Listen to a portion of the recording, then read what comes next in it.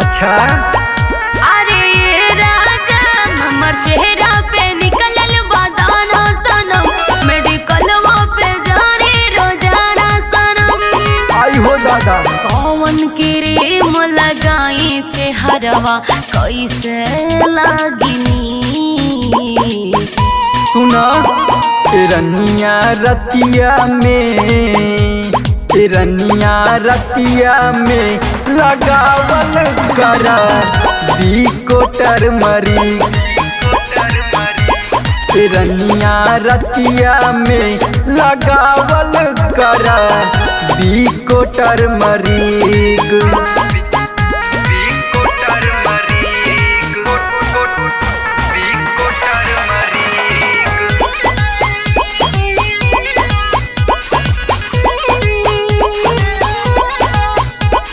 चेहरा के दाना शोभा बिगाड़ी चढ़ल जवानी के।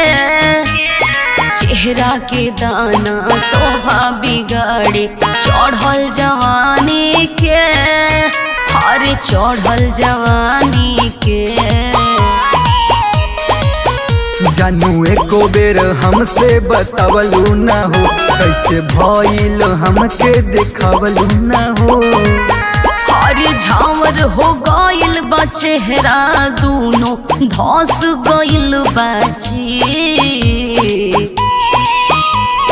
रनिया रतिया में, रनिया रतिया में लगावल करा बिकोटर मरी।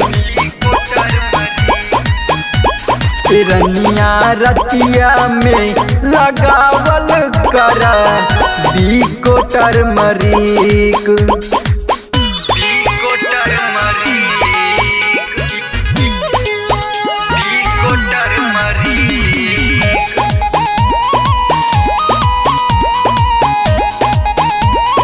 म्यूजिक डायरेक्टर श्याम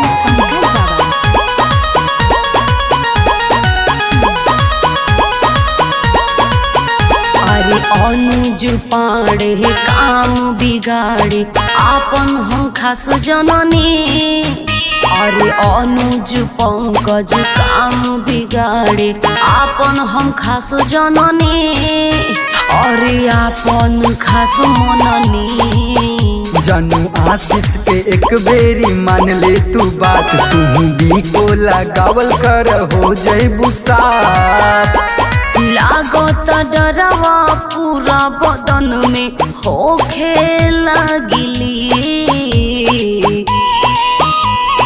रनिया रतिया में, रनिया रतिया में लगावल करा बिकोटर मरी। रनिया रतिया में लगावल करा बिकोटर मरी।